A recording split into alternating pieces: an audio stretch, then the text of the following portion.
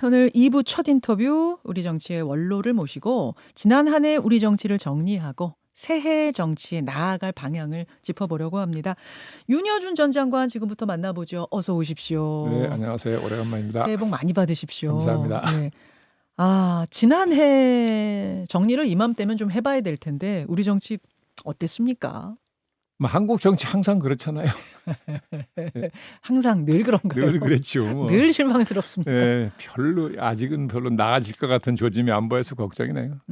왜 학생들은요, 장관님, 기말쯤 되면 성적표 받잖아요. 네네. 국민들이 만약 우리 정치권에 성적표를 발행한다 하면은 일단 대통령한테는 몇 점쯤 주셨을 것 아니 같습니다. 그 점수는 이미 나와 있는 거 아니에요? 여론조사하면 항상 30몇 % 나오던데요. 그게 벌써 2년 가까이 유지되고 있는 거 아닙니까? 이제는 거의 고착된 것 아닌가요? 고착화된 30 몇 점. 뭐 모르겠습니다. 앞으로 어떤 변화가 있을지 모르겠으나 지금까지 추세로 보면 윤 대통령이 웬만해서는 그걸 넘어가기가 쉽지 않아 보인다는 생각이고, 이제는 또 한동훈이라는 인물이 다시 등장을 했어요. 이제는 국민 관심이 한동훈 비대위원장한테로 이제 자연스럽게 가는 거 아닌가요? 예. 일단 대통령에게 국민들이 발행할 성적표는 30 몇 점쯤으로 보인다. 국민의힘한테는 그럼 어떤 성적표를 발행하실까요? 국민의힘도 맨날 언론 보도를 보면 거기도 지지도가 뭐 윤 대통령보다 조금 높은 정도. 거기도 30 몇 점. 항상 그렇더라고요. 민주당은요? 민주당도 뭐 별 날 게 없잖아요. 그 난형난제예요. 그래서 난형난제입니까? 예. 이게 참 서로 이 비극이에요. 이 비극이네요. 정말 대단해서 이 막 자웅을 겨루는 이런 상황이 돼야 되는데. 저는 이렇게 생각하죠. 야당이든 여당이든 어느 한쪽의 리더십이 출중한 사람이 나오면 저 상대방도 방법이 없어요. 따라가야지. 이른바 시너지 효과. 근데 이게 수준이 늘 비슷한 수준의 리더십이 등장을 하니까 이 모양이라고. 나라는 망가지고 국민은 고달퍼지고. 아픈 말씀이네요. 난형난제 상황. 30 몇 점대를 똑같이 유지하고 있다. 이런 상황에서 새해를 맞이했습니다. 근데 새해 시작과 동시에 참 주요 정치인에 대한 테러가 발생했죠. 어제 발생한 이재명 대표 피습 사건. 이게 뭐 은밀한 상황에서 밤길에 벌어진 일이다. 이러면 모르겠는데 영상으로 생중계까지 하고 있고 주변에 경찰도 있고 지지자, 당직자 다 있는 상황에서 벌어진 상황이라 국민들이 더 놀라셨어요. 어떠셨습니까? 아니요. 뭐 전에 박근혜 대표 대통령 당에 있을 때인데 테러를 당했잖아요. 그러니까 뭐 처음 있는 일은 아니지만 어쨌든 저게 이렇게 자꾸 반복해서 일어나는 건 정말 좋지 않은 현상인데 앞으로는 물론 이제 그런 조심을 더 많이 하겠으나 저게 우리나라에서는 참 정치인이 저게 쉽지 않아요. 대중들하고 섞여야 되는데 항상 그런 경우에 위험이 따르거든요. 아니 대통령의 경우에도 제가 김영삼 대통령 모시고 있을 때 김영삼 대통령. 근데 그 대통령 경호는 다 동선을 미리 짜놓고 경호원을 배치하는데 김 대통령은 정치인 출신이시기 때문에 그걸 마음대로 벗어나신다고 이 양반이. 짜놓은 동선대로 안 움직이세요. 사람인데 가는 거예요. 소통하고 싶으니까. 그래 경호원만 놀래서 난리 나는 거죠. 그래서 제가 한 말씀을 드렸어요. 아니 자꾸 그렇게 예정된 동선을 벗어나시면 그 경호하는 사람들이 어떻게 합니까 놀래가지고 그랬더니 이 사람아 그럼 다 우리 국민이고 그 표인데 표. 그렇죠. 정치인 입장에서는 그렇죠. 이 양반은 아무렇지도 않게 자연스럽다고 생각하시는 거예요. 그러니까 이게 참 정치인의 딜레마네요. 딜레마예요. 우리나라 같은 경우. 국민들과 지지자들과 스킨십을 해야만 해야 되죠. 하는 건데 경호가 삼엄해지면 이게 접촉할 수 있는. 근데 아마 이제 공식적으로 무슨 대통령 후보가 되거나 그러면 경찰이 경호 전문가들이 하니까 이런 일 안 일어날 거라고 보는데 지금은 그런 단계가 아니니까 당에서만 그냥 이렇게 당원들이 했을 거 아니에요. 그러니까 그런 허점이 생겼겠죠. 뭐 정치인들의 딜레마 이해합니다. 근데 일단은 왜 이렇게 사회가 과격해졌는가를 좀 전 짚어보고 싶은 게 제가 정리를 조금 해보니까요. 일단 과거에도 달걀 투척 정도는 있었어요. 뭐 그것도 안 됩니다만 그거는 이 사람의 뭔가 건강을 해치겠다는 목적보다는 모욕주자라는 거잖아요. 조롱하는 뭐 모욕주기. 근데 2000년대 들어서면서부터 과격해진 거예요. 정리를 해보니까 2006년에 지방선거 직전입니다. 박근혜 대표가 신촌에서 11cm짜리 문구용 커터칼로 얼굴 가격당했고 2018년에는 김성태 자유한국당 원내대표가 주먹으로 턱 가격 2022년엔 송영길 민주당 대표가 망치로 머리 가격.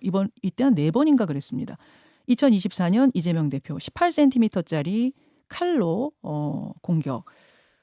왜 이렇게 과격해집니까? 제가 무슨 뭐 사회심리학자도 아니고 그렇긴 합니다만. 전문적으로 분석 평가할 능력은 전혀 없는 사람인데 어쨌든 이게 우리만 그런 게 아니고 전 세계적으로 폭력성이 굉장히 심해지는 거 아닌가요? 폭력성. 네, 이게 상당히 좀 위험한 풍조라고 보는데 전쟁도 도처에서 나고. 네, 맞아요. 그래서 한국 사회도 이 스트레스가 많은 사회잖아요. 그렇죠. 그러다 보니까 정신적으로 좀 심약하다든가 그런 사람들은 순간적으로 폭력성에 의존할 수 있겠다. 그래서 굉장히 조심스러운 현상인데 앞으로는 이런 불상사가 없도록 조심해야 되겠죠. 뭐 어떡하겠어요. 그러고 보니까 지난해에 일본 아베 신조 총리는 네. 총기, 사제 총기로 그랬죠.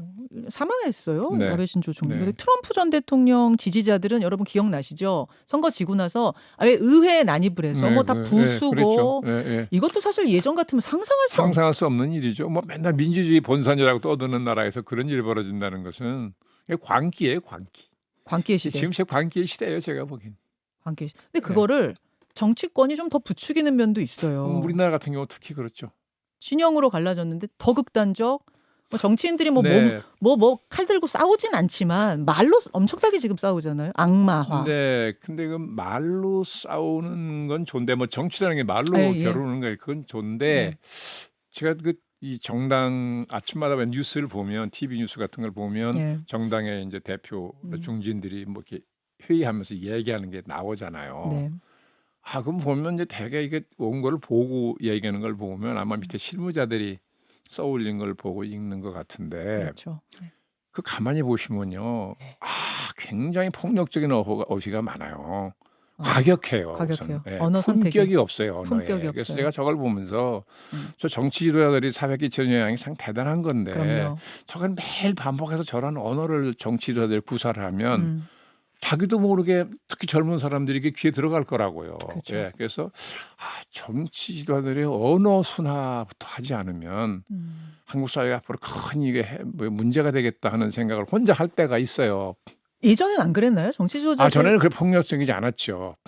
특히 제가 그 젊은 시절의 정치 지도자들은 상대방을 공격해도 어휘 구사를 이렇게 하지 않았어요. 저도 이제 한 15년 진행했는데 예전 생각해 보면 비유법을 많이 썼어요. 그렇죠. 정치인들이. 함축적이고. 그럼 비판은 하죠. 당연히 상대방 비판은 해도 은유적이고 그랬어요. 뭔가 비유법을 사용한 공격을 썼다면 지금은 상당히 날카롭고 날카로운 게 문제가 아니고 뭐라고 해야 되죠?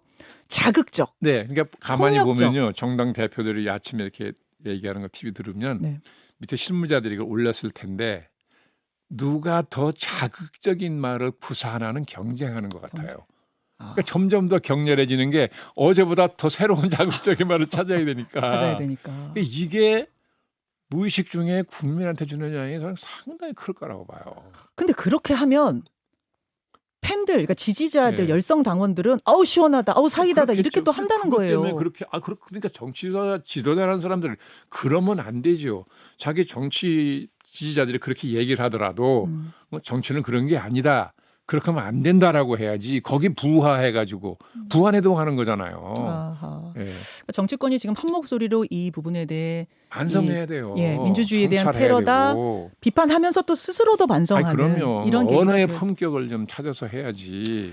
알겠습니다. 원인을 찾자면 우리의 정치 혐오, 극단화, 폭력성, 또 많은 스트레스 사회 뭐 이런 것들이 복합적으로 작용했단 말씀이신데요. 아무튼 이게 선거 직전에 벌어진 일이기 때문에 이게 선거에 어떤 영향을 미칠까 뭐 이런 부분도 좀 궁금한데 일단 큰 영향을 주면서 선거의 물줄기를 바꾼 케이스도 있었고 아닌 케이스도 있습니다. 이번엔 어떨 거라고 보십니까? 저는 뭐 선거가 임박한 게 아니라서요. 이게 뭐 선거에 영향을 전혀 준다 안 준다 이렇게 단정적으로 얘기할 수는 없으나 예상하는 것만큼 큰 영향을 줄 것 같지는 않은데 제가 보기에는 더군다나 또 이제 뭐 생명이 위태롭거나 그런 것은 아니고 중상은 아니신 모양이고 다행히 생명의 위협은 아닙니다. 그러니까 사람들이 놀라긴 했으나 이것 때문에 정치적 태도를 바꾸거나 그럴 것 같지는 않은데. 박근혜 전 대표 때가 그러니까 대표적으로 네. 선거의 물줄기를 바꾼 네. 뭐 그런 테러 사건이 벌어졌던 때인데 그때는 이제 박 전 대표가 병상에서 저 사건이 벌어진 게 대전이었잖아요. 병상에서 첫 마디가 대전은요 이거였다고 해가지고 그게 이제 선거판도 바꿨는데. 근데 그게요. 예. 제가 그때 선거 실무를 책임지고 있을 텐데 예. 이게 저 박 대표를 아주 측근에서 모시고 있는 사람이 있었어요. 지금 어디 지구당 위원장은 구상찬이라는 사람인데 예. 박 대통령 측근에서 모시고 다녔죠. 전화가 왔어요. 조금 있으면 맞춰서 깨나실 텐데 깨나신 다음에 첫 마디를 뭐라 그러냐. 그래서 저는 다른 일 되게 복잡해서 생각을 미처 못하고 있다가 가만 있어봐. 그거 참 중요하네. 어떡할까? 그래 둘이 의논을 했어요. 근데 그 길면 안 된다. 내가 멘트가 한마디로 해야 된다. 짧게. 그랬더니 그 친구가 그때 대전이 아주 백중세라서 맞아요. 관심이 초점이었을 때예요. 그러니까 대전 관련해서 하는 게 어떨까요? 그 좋은 아이디어다. 그 표현을 뭘로 하냐? 그랬더니 그 친구가 딱 첫 마디가 길게 하면 안 된다고 그랬잖아요. 길게 하면 안 돼. 한마디로 짧게 얘기했더니 그러면 대전 그러더니 대전은요? 하면 한마디 하니 그 됐다. 그렇게 발표하라. 잠깐만요. 저 이거 처음 듣는 비화인데. 잠깐만요. 그러니까 사실은 선거의 여왕이 된 이유가 박근혜 전 대통령이 그때 그 신촌 피습입니다. 제가 생각해 보니까 신촌 피습이었어요. 뭐 중요한 곳이 대전이었고 신촌 피습 당하고 나서 깨어나는 때 첫 마디가 대전은요 해서 대전 선거를 이긴 그 후로 이제 박근혜 전 대통령이 선거의 여왕 칭호를 받았는데 그게 윤여준 전 장관의 아니 저보다도 그 구상찬이라는 모시고 있는 그 비서가 저한테 그 대전으로 하여간 뭘 해야 된다. 이게 격전지고 그랬으니까 그러다가 한마디로 해라 그랬더니 뭐 말을 만들다가 대전은요 어때? 그래서 그 됐다. 그 한마디로 해. 이거는 뭐 나중에 만약 비망록 같은 걸 쓰시게 되면은 아니 뭐 정치판에서 그런 일 많죠. 비화를 그러니까 이 정도로 여러분. 그러니까 그 당시에 물론 생명의 위협을 받거나 뭐 이런 상황이었으면 그거를 논의 못할 텐데 이제 얼굴에 그때 그게 열상이었죠. 열상입니다. 열상이었기 때문에 아마도 그 여자분인데 그거 그래도 이제 이런 논의가 가능했을 거라고 저는 생각합니다만 아무튼 이런 비화가 있을 정도로 이런 사건이 선거 직전에 영향을 주는 일이 많아요.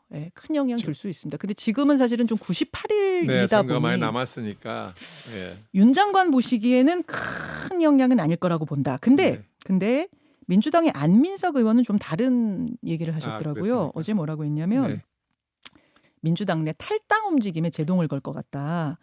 잠깐 멈춤이 아니고 일단은 오늘 발표하기로 했던 원칙과 상식의 어떤 탈당 관련 기자회견이 멈췄거든요. 연기가 됐거든요. 근데 이게 일치 멈춤이 아닌 완전 멈춤이 될 것 같다. 즉 탈당을 못할 거다 이런 이야기를 했습니다. 글쎄요. 탈당을 못할 거라고 단정할 수가 없을지는 몰라도 일단 탈당이 만든 분위기 자체는 뭐 냉각이 됐다고 봐야죠. 지금 이 마당에 그거 뭐 얘기 그럴 수가 없죠. 이 마당에. 그러나 그게 뭐 이제 뭐 중상이 이 대표가 중상을 입으신 게 아니라면 이제 금방 회복이 된다든가 알려진다면 이게 뭐 석 달 후까지도 이낙연 전 총리 같은 분의 행동을 크게 제약하는 요소가 될지는 글쎄요. 조금 더 두고 봐야 되는 거 아닌가 싶은데. 지금 이재명 대표 상태가 아주 정확히는 모르겠어요. 아까 박성준 대변인하고 인터뷰했는데 어제 수술 후에 중환자실로 옮기고 나서 당 사람들과는 접촉이 안 되는 상황이라 정확히는 모르겠다고 하시는데 그러니까 그 부상 정도가 어떠냐에 따라서 또 선거 98일 남은 선거에 영향 주냐 마냐도 당연히 주죠. 근데 뭐 중환자실은 뭐 수술 후에는 의뢰 중환자실 가는 것이고 중환자실은 일반 면회가 안 되는 곳이니까 뭐 이제 의사들이 나중에 발표를 하겠죠. 치료하는데 어느 정도 걸리겠다든지 알겠습니다. 상태를. 윤여준 전 장관과 함께 정치 특히 이제 총선 전망 좀 해보고 있는데요. 여권 이야기로 넘어가 보죠. 지난 여름에 윤 장관님 출연하셨을 때 한동훈 장관 총선 출마 여부가 그때도 화제였어요. 그랬습니까? 제가 질문했더니 출마하지 마라.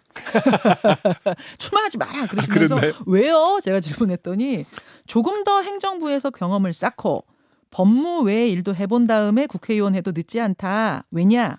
법조인은 과거를 재구성하는 일을 하지 미래를 전망하는 직업은 아니기 때문에 맞아요. 그런 법 외의 경험이 있어야 됩니다.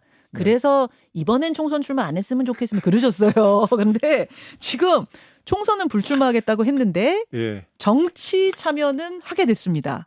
그렇죠. 어떻게 보세요? 아니 뭐 지금 그 집권당의 비상대책위원장을 맡은 분이 예.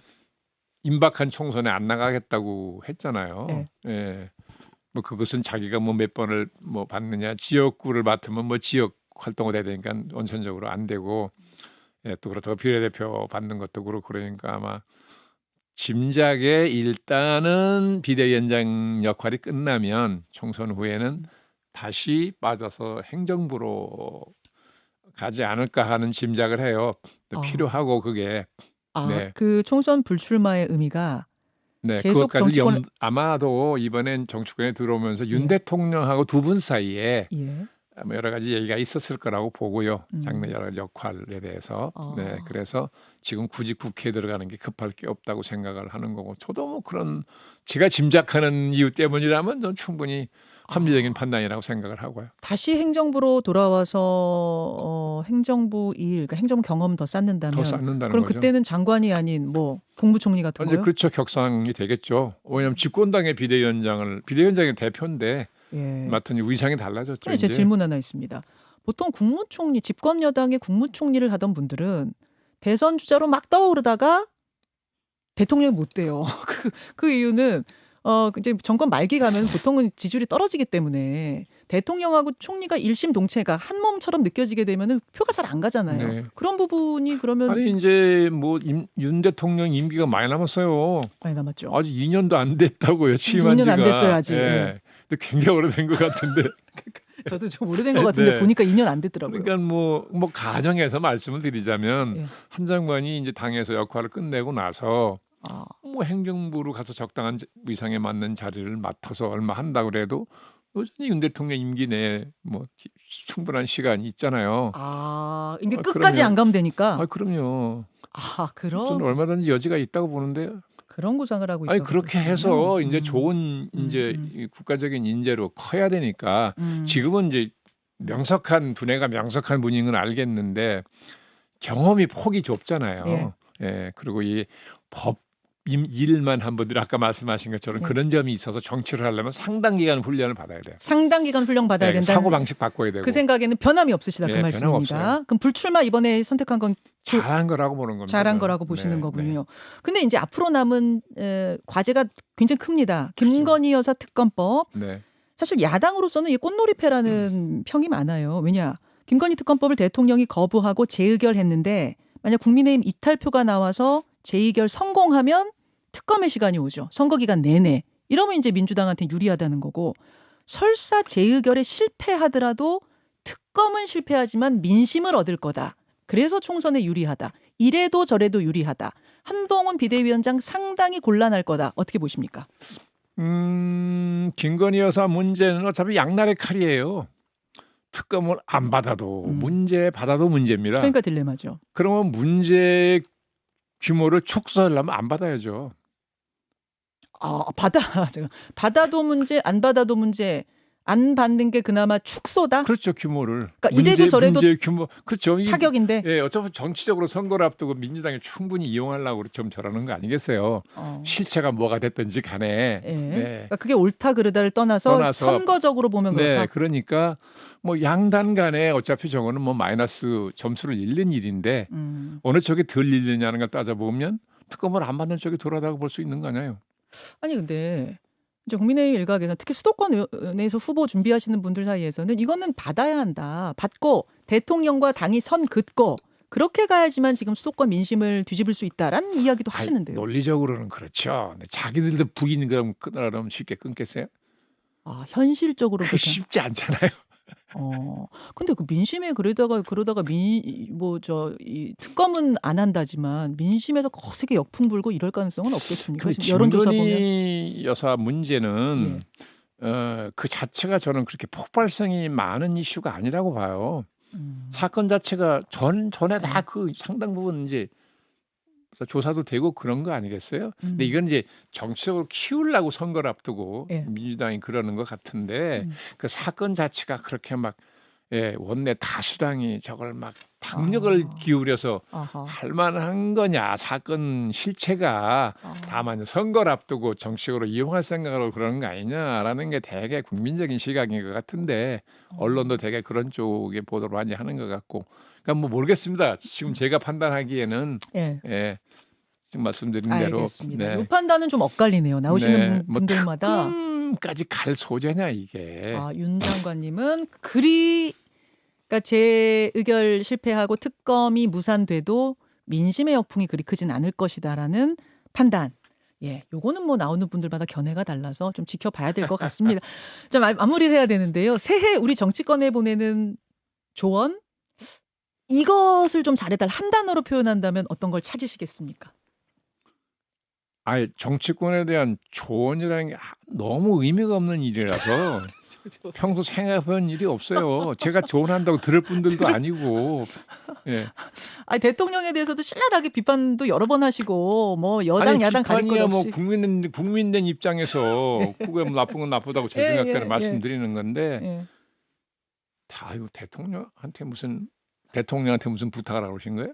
뭐 한마디로 뭐 이게 필요하다 조언한다. 조언하면 어퍼컷을 좀 안 쳤으면 좋겠다. 그거 좀 안 했으면 좋겠다고요? 이건 비유적인 말씀이에요? 아니면은 진짜 실제로 이거 하지 말라는 거예요? 뭐 해석의 자유를 드리겠습니다. 이중적인 의미군요. 여기까지.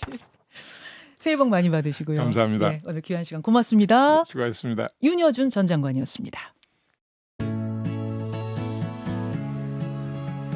김현정의 뉴스쇼는 시청자 여러분의 참여를 기다립니다.